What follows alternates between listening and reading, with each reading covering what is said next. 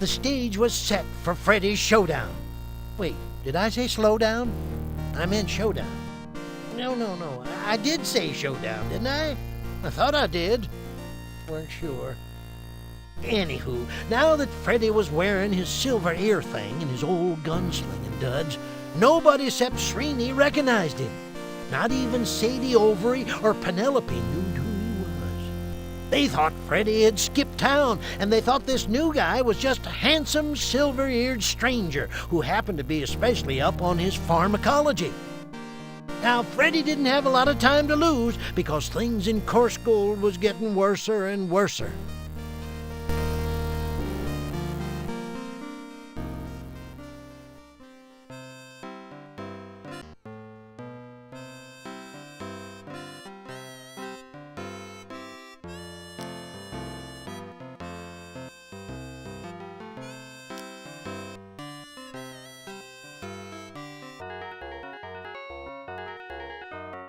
You've never seen Chester Field look so downtrodden. Why, he looks like he's lost his best friend. He's wearing a sandwich board upon which has been very hastily scribbled, "We'll polish ears for stagecoach fare."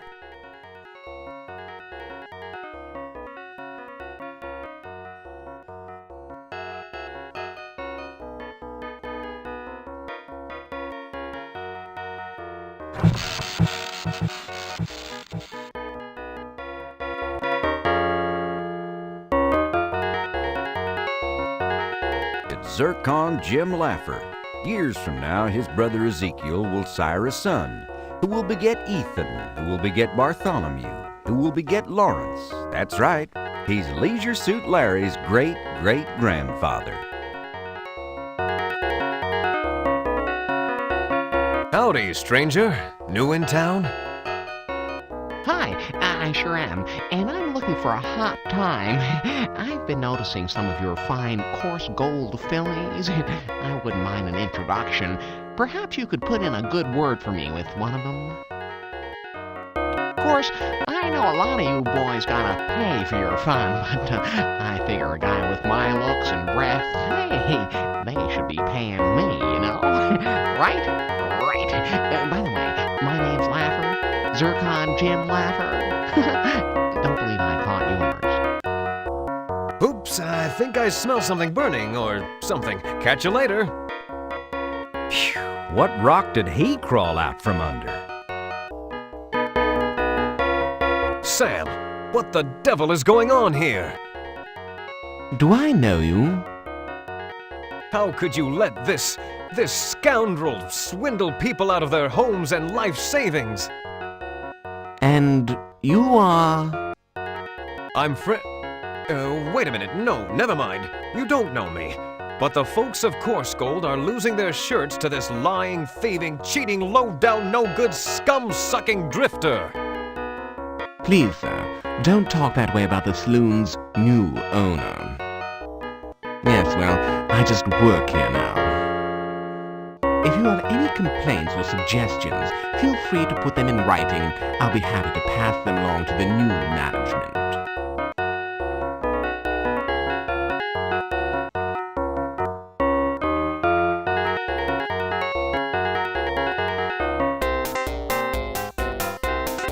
Wheaton Aces Hall, slick, big-time back-east riverboat gambler, has turned the saloon's friendly poker game into vicious, high-stakes gambling, winning money, land, buildings, and businesses from the local bumpkins.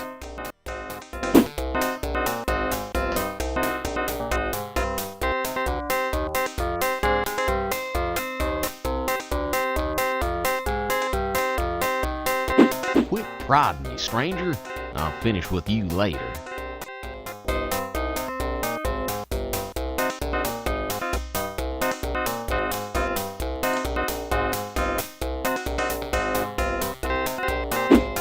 Score! You're cheating! That's a fake left hand. Your real hand is hidden under the table. You've been feeding good cards into your hand and taking away the bad ones. Why, yes, silver-eared stranger, you're correct. Almost. As you see, I have no cards under the table. I only have this. Now turn around, Silver Ear. I think I'd rather shoot you in the back, so I don't have to see that ugly face of yours.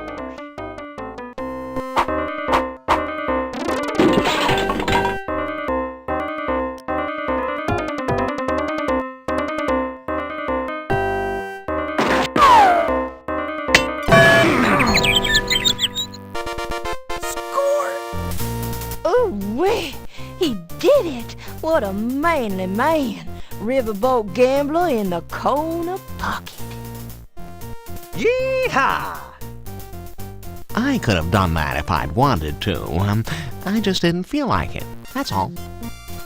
Now, when the townsfolk caught wind of how Aces had been cheating, the sheriff had no choice but to arrest him and return all the deeds. But wouldn't you know, no sooner had one brouhaha died down than another flared up.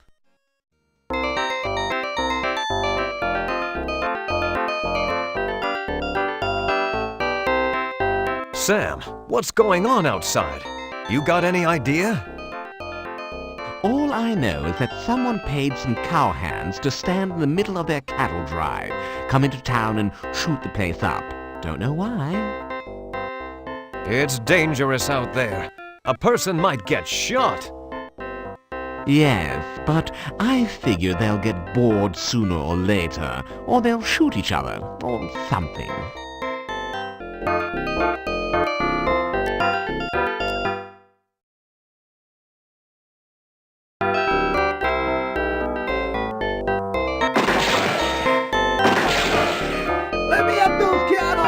Without warning, you hear gunshots out in front of the saloon, plus lots of yelling and shouting. What's going on out there?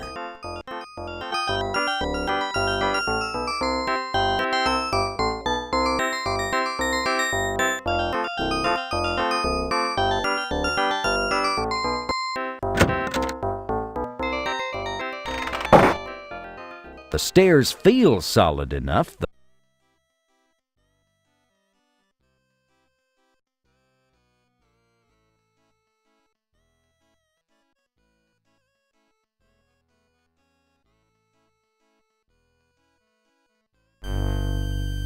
You encounter dozens of rowdy cowhands from that cattle drive outside of town who are carelessly firing their guns everywhere and frightening, not to mention killing, the locals. They shout, "Let's stampede the women and rape the cattle."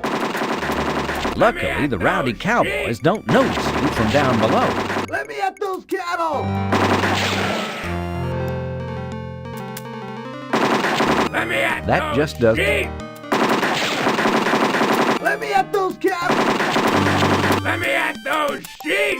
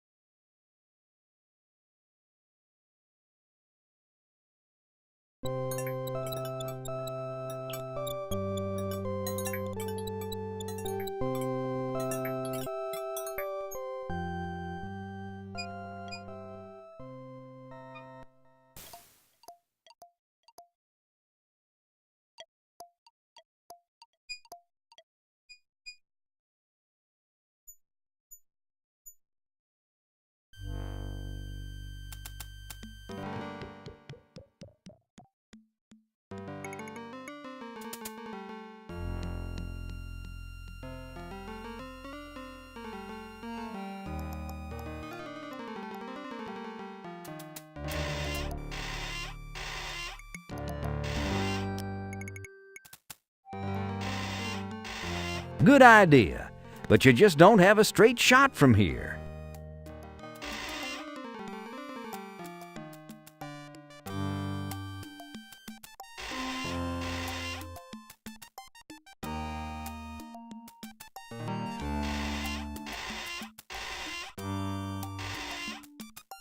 Good idea, but you just don't have a straight shot from here. The wood on the outside.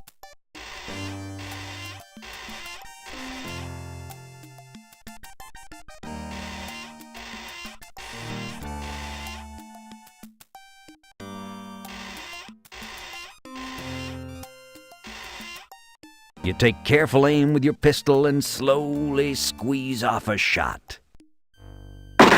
You did it! You shot off the canister's valve. Score!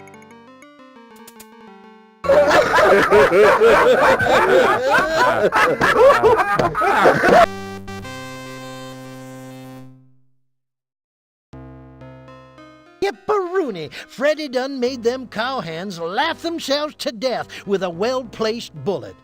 Course, he didn't get much time to celebrate. The sheriff and the banker and their unknown employer had figured that the mysterious silver-eared stranger might be just a little too much for them amateur rowdies to handle. So they'd called in some big guns from down south, just as backup, don't you know.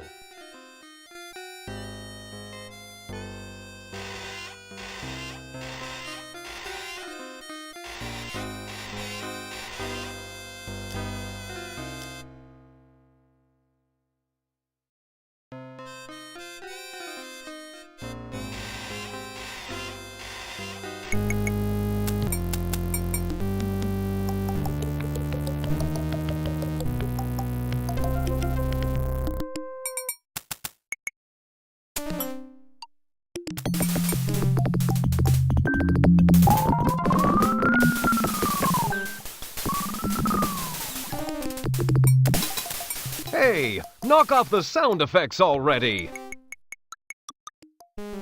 What's that rotten smell?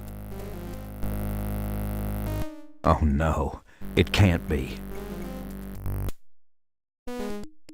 You recognize that smell from your old days as a lawman. More dangerous than Jesse James. Meaner than Johnny Ringo. Deadlier than William Money. More fun at cocktail parties than Rooster Cogburn. It's the legendary Lever Brothers. Yep, it's us, handsome silver-eared stranger. And we're here to put you 6 feet under. Under what? Your fervent prayer is that your few minutes of target practice with Srini will be sufficient preparation for odds like this.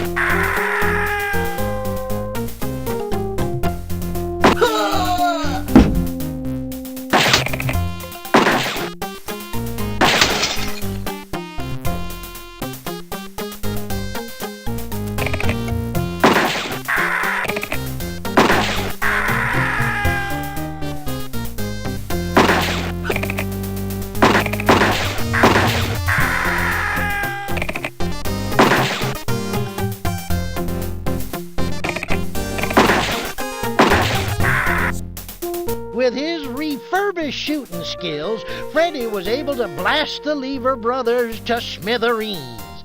Now, with those varmints out of the way, Freddy figured that was the end of the story, that somehow the Lever Brothers was responsible for everything that had been going on in town. But Freddy was wrong. The Lever Brothers had been hired for the task of getting rid of Freddy by whomever had hired the cowhands, and whomever was in cahoots with Sheriff Shift and P.H. Balance. And no sooner had Freddy's guns stopped smoking than he heard a familiar twang and a few chords of someone's theme music. What was that? Could it be? No. What would he be doing way out here in the middle of nowhere? You haven't heard that chord in years, and yet here it is again. Strangely recognizable after all this time. In your heart you know it must be him. And yet... How did he find you? Will he be fooled by your disguise? Does he still eat paste?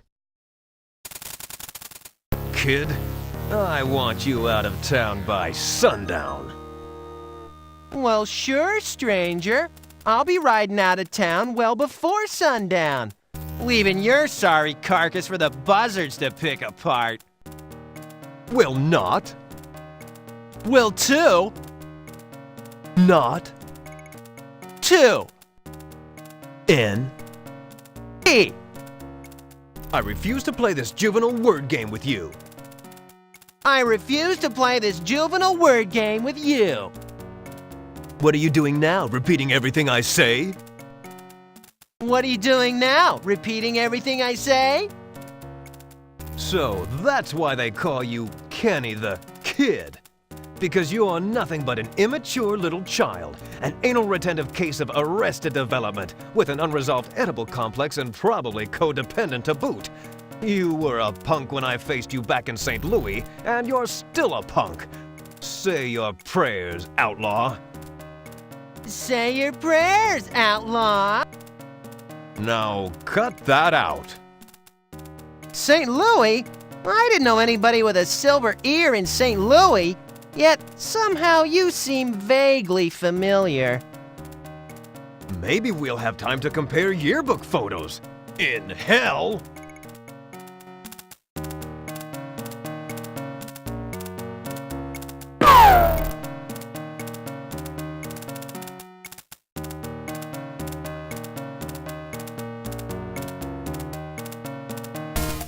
Well, you may have knocked the gun out of my hand, hero, but you couldn't stop me from hitting you anyway. Sorry I got a mite sloppy when I pierced your ear. Looks like you'll bleed to death in a few seconds. Guess now I can tell Penelope that you won't be interfering with her plans anymore. Penelope? What did he say? Your head's swimming, but you're sure he said Penelope. Could it be her? Could she be the cause of all this?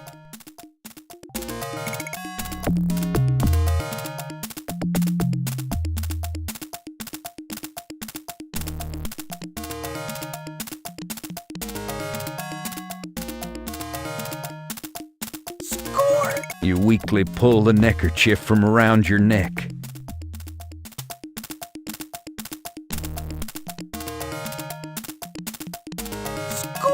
You place your lucky neckerchief on your ear and press on it to staunch the flow of blood. With your last remaining ounce of strength, you pull yourself up and stumble off towards the schoolhouse to see Penelope.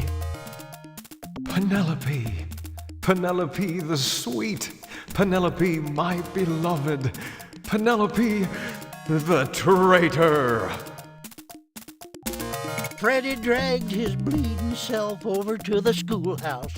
The anger and hurt was just ripping at his gut like a swarm of botflies on roadkill.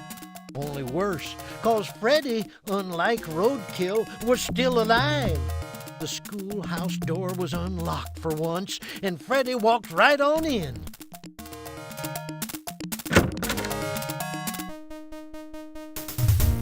When Freddy stepped inside, Penelope was standing at the desk, packing in a hurry.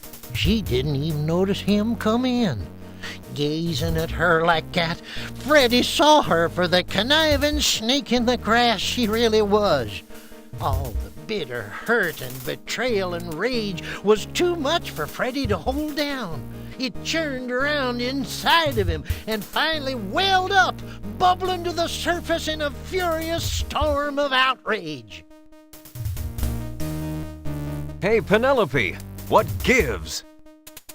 Oh, why, it's you. The silver handsome-eared stranger. Handsome silver-eared stranger, you mean? Oh, right. I thought Kenny had taken care of you. Ha ha ha! Are you kidding? He did just the opposite. He hurt me. Just look at my ear. Why, you poor man. You poor, brave cowboy. You're wounded. Here, allow me to tear a strip off my undergarment.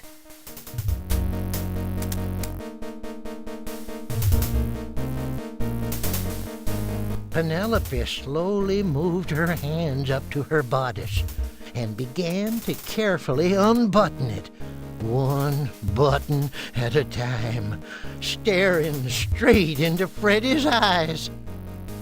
You know, ever since I saw you capture that big, bad gambler at the saloon, I've been thinking about you. Thinking about how I wanted you. She slowly slipped her hands under the fabric. Could this be my Penelope? Is it hot in here? Or is it just me?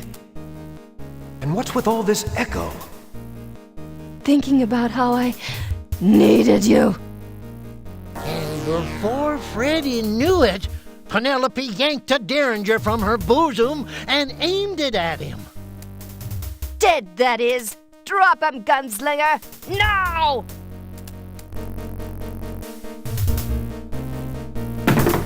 You resignedly unbuckle your holsters, letting your gun slip to the floor. Penelope appears to relax a little, but her finger is still on the trigger of the derringer. Looks like she might shoot at any moment. Score! You grab the slate and whip it around just in the nick of time.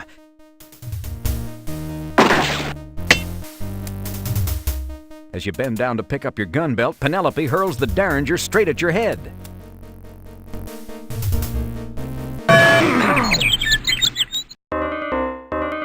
Before I kill you, Mr. Gunslinging Stranger Hero type, let's just find out who you really are behind that silver ear. Freddy, you? Yes, it's me! No. Yes, it is I. Boy, you can take the wicked, villainous, hoodwinking, double-crossing, lying slut out of the schoolteacher, but you can't take the schoolteacher out of the wicked, villainous, hoodwinking, double-crossing, lying slut. Why, Penelope? Why? Why on earth have you done all this? Oh, I may as well tell you, you little runt. You know too much for me to let you live. Oh, all right, here goes. I had just finished my education back in western Pennsylvania at the local Meadville Normal School when I saw a small ad on the school bulletin board seeking teachers for a, quote, lovely little village way out west nestled high in the Sierra Nevada mountains. I wrote a letter of inquiry and was offered the position by the Course Gold Board of Education. They even sent me stagecoach fare. Soon after my arrival, which you saw in the prologue, I believe. Am I boring you? Oh, good. I noticed the oily swamp behind the schoolhouse. Being a good Pennsylvania oil country girl, I grasped immediately that Course Gold was literally oozing money. But I could never afford to buy mineral rights on the meager pittance they pay a single, unwed female teacher, so I made a little arrangement with Mr. Balance. He foreclosed whichever mortgages he could and convinced Sheriff Shift to shut down everyone else. Balance would get the land and buildings for a song and give me the mineral rights I wanted, as long as I gave him what he wanted. But Penelope, you seem to be such a sweet, innocent young woman. How could you be such a sleazebag? Well, it had to be me, Freddy, don't you see? It's always the person you least suspect. Well, I didn't suspect Srini. Couldn't it have been him? Well, it's a little late for that now. Wait! I really didn't suspect me. Well, if it's you, then I'm doing the town a favor by disposing of you, aren't I?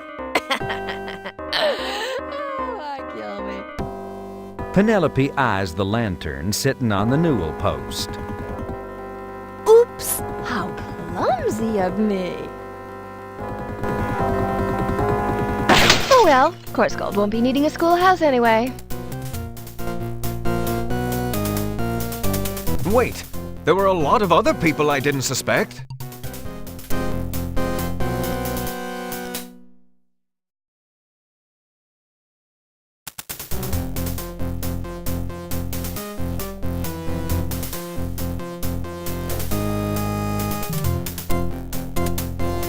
The ground feels like solid rock with a layer of dust on top. The ground. You scooch the chair closer and closer to your precious silver ear and just manage to snag it. Score! Smart thinking. You frantically give the silver ear a few quick rubs on the stone floor. In a trice, the silver ear gets a sharp edge, ragged and rough, but sharp enough to be dangerous. Score!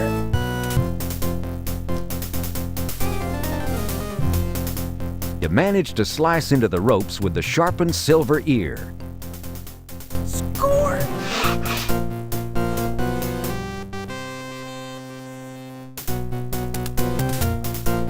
Justice will be done, madam. Damn, I knew I shouldn't have wasted my time packing those student folders. I shall allow you to choose the manner of your demise. Say what? Oopsie. Sorry, you took too long to decide. Penelope grabs one of the swords off the Civil War display above the blackboard.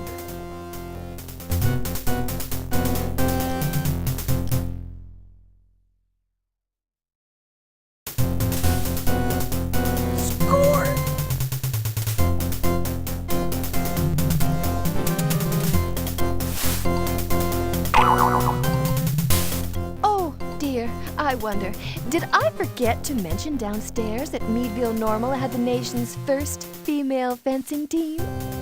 On guard.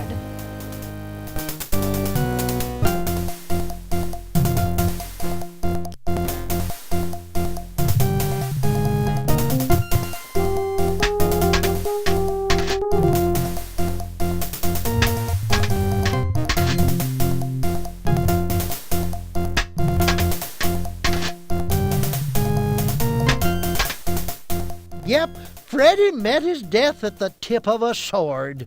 Too bad, 'cause he'd gotten so close to saving Coarse Gold from falling into Penelope's mercenary clutches. So Penelope went ahead with her little scheme. She bought up the town real cheap and made millions in the oil industry.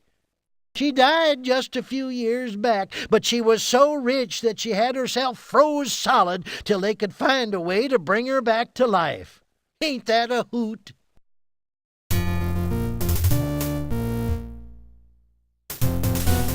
Score!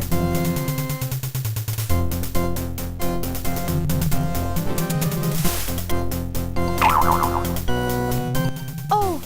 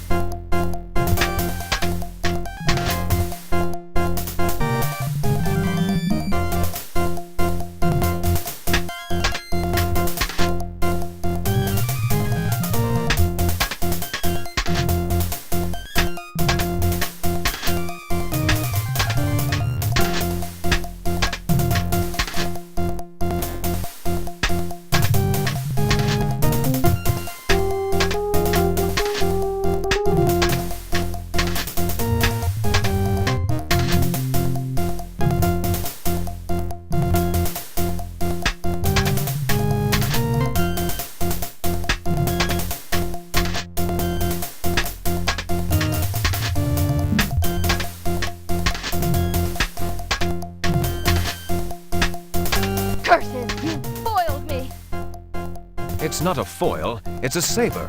A foil is straight and has two sharp edges, unless it's the smaller French foil, which is dull and is used chiefly for thrusting. A saber, like this one, is curved and has one sharp edge. As a teacher and a member of the fencing team, you of all people should have known that. Oh no. Foiled, defeated, and corrected. Now I really feel bad. And thank God for my high school intramural sports program. Otherwise, I'd be fettuccine Alfretti by now. Score!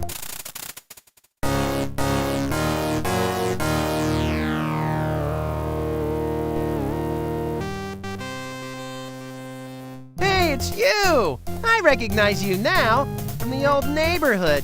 Freddy something. Good to see you again, Kenny. I hope I didn't hurt your hand out there in the street.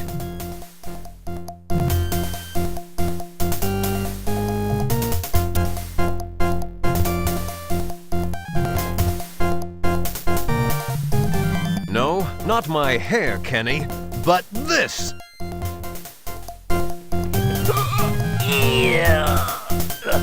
Hurling your sharpened ear like a Chinese throwing star, you whip it at Kenny, catching him right in the throat. Score!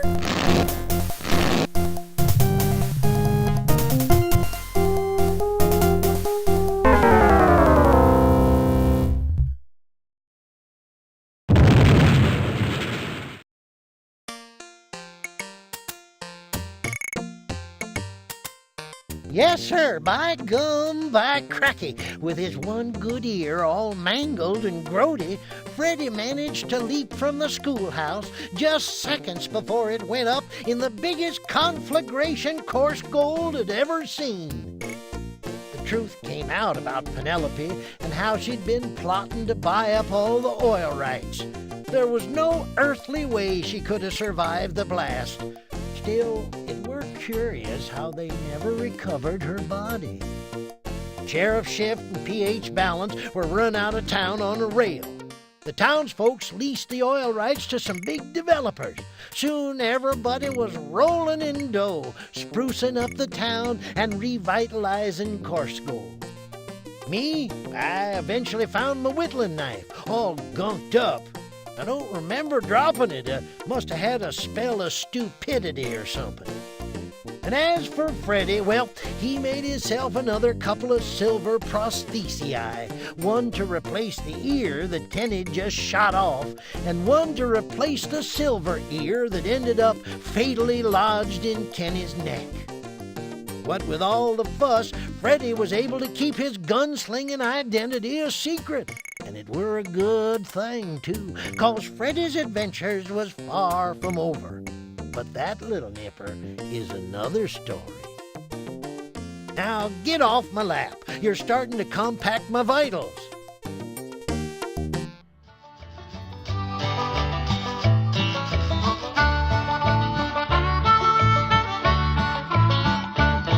Now the whole town still remembers how the old schoolhouse was blown to embers, though Miss Prim's body was never ever found. Since the sheriff and the banker made the folks of Coarse Gold red with anger, they tarred and feathered and ran 'em out of town. And Serini, he became an ordinary Rexall TP shaman down on the Pecos, where Injun hearts still burn. While the townsfolk safe from danger talk about that silver earlobe stranger. Where did he come from, and when will he return? Pharkas, Freddy Pharkas. Black gold fields were his legacy. Freddy Pharkas, Freddy Pharkas.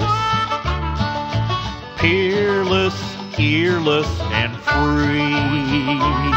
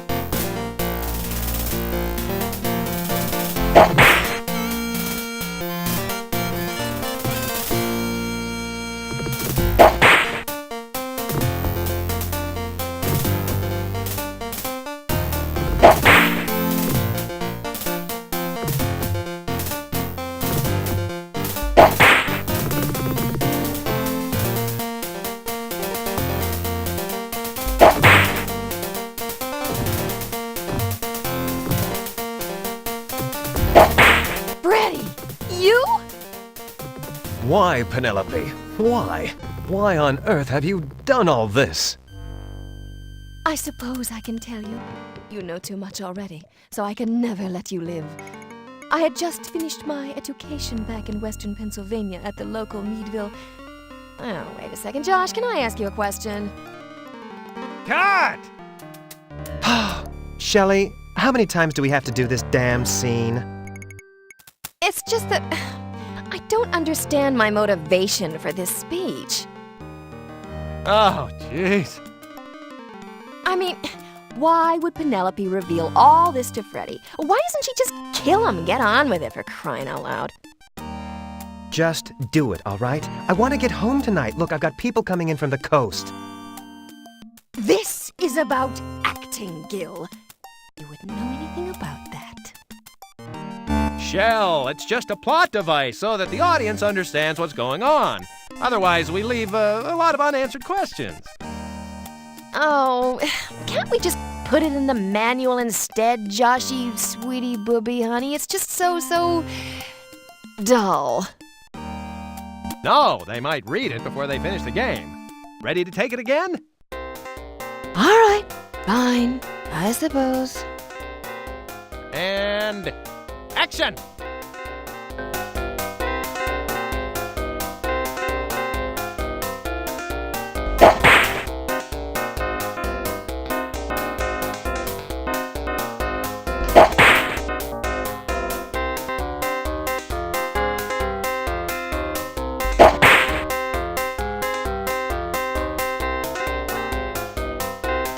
Ow! Oh, God. You hit me again. No. You really hit me. Cut! Yes, I'm cut, and I'm bleeding too. I hope it's serious, you little wimp. Excuse me, can I say something here? I am gonna sue. This is what happened to Margaret Hamilton, you know. Where are you bleeding? My finger. You'll never pick his ear with that finger again. Oh, you just shut up, Miss Thing. This is all your fault, you know. Can you suffer through one more take, Gil? Oh, sure, Josho, and I'll just bleed to death. But you'll have your game. That's what you want, isn't it? That's what you really want. That's all this is about. You. All right. Come on, let's do it. What are we waiting for? Come on, people, let's go. All right, come on, let's do it. What are we waiting for? Come on, people, let's go. We're losing the light. Gil, use the pain. Directed at Shelley. All right.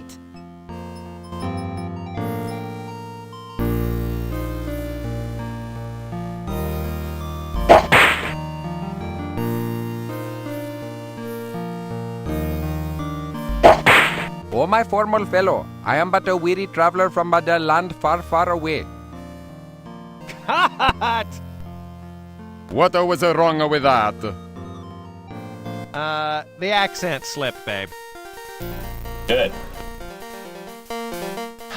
I didn't hear any Italian creeping in. I thought it was pretty good. You don't like my accent? You call my agent. I can't work under these conditions. I'm going to my trailer. Antonio, don't walk on the ants! Ants? Ha! That's what I think of your lousy ants. Mike, get Antonio's agent on the phone. Steve, get the rest of the programmers down here. Gil, take 5.